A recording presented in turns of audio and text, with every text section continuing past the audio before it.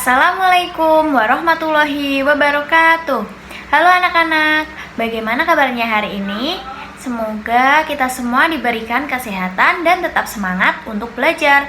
Walaupun di tengah pandemi seperti ini, kita harus tetap mematuhi protokol kesehatan, memakai masker, jaga jarak, dan cuci tangan agar tetap bisa belajar dengan sehat walafiat. Nah, ada yang tahu hari ini kita akan belajar tentang apa?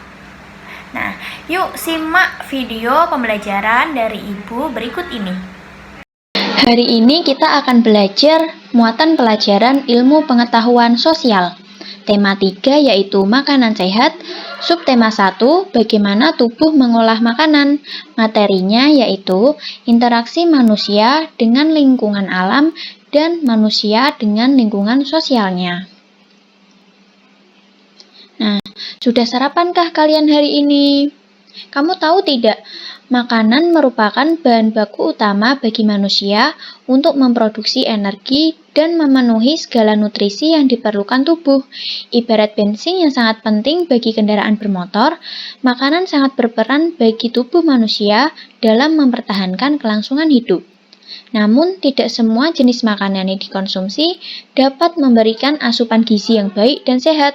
Makanan yang sehat ialah makanan yang mengandung semua zat gizi yang dibutuhkan oleh tubuh untuk memperoleh energi.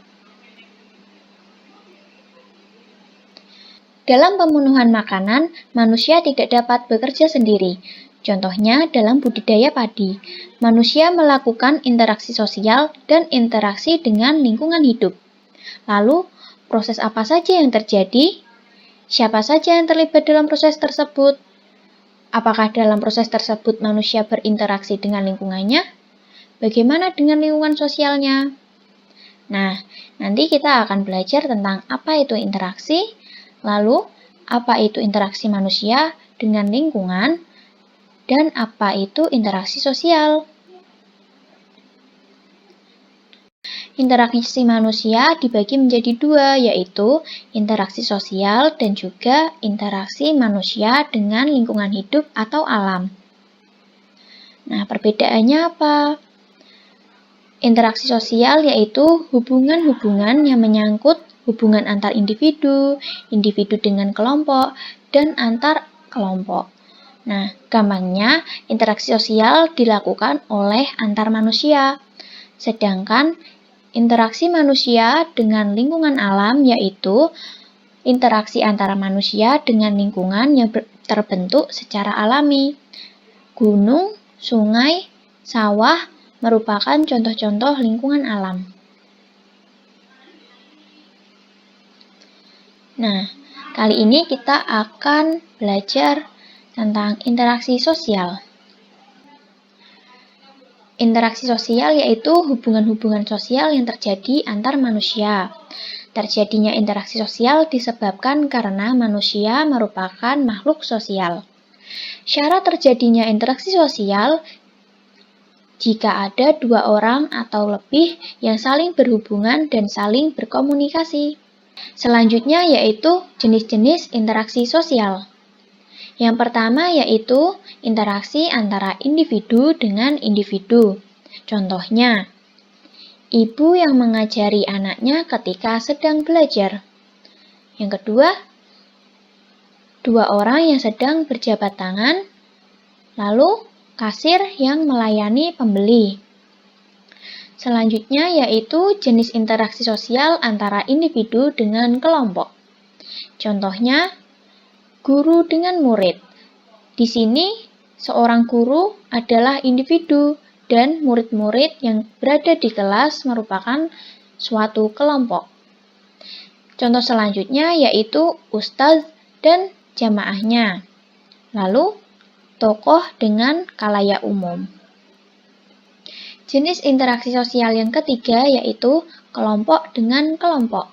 Contohnya, dua tim sepak bola yang sedang bertanding. Lalu, diskusi antar kelompok. Nah, jika tadi adalah contoh interaksi sosial yang bersifat positif, berikut ini adalah interaksi sosial yang bersifat negatif. Contohnya, berantem atau berebut mainan dengan teman, lalu tawuran, dan mencuri. Jadi interaksi sosial yang berikut ini tidak boleh kita tiru karena tidak baik. Materi selanjutnya yaitu interaksi manusia dengan lingkungan atau alam. Interaksi dengan lingkungan hidup merupakan interaksi antara manusia dengan lingkungan. Nah, contohnya ada petani yang menyesuaikan musim untuk menanam padi.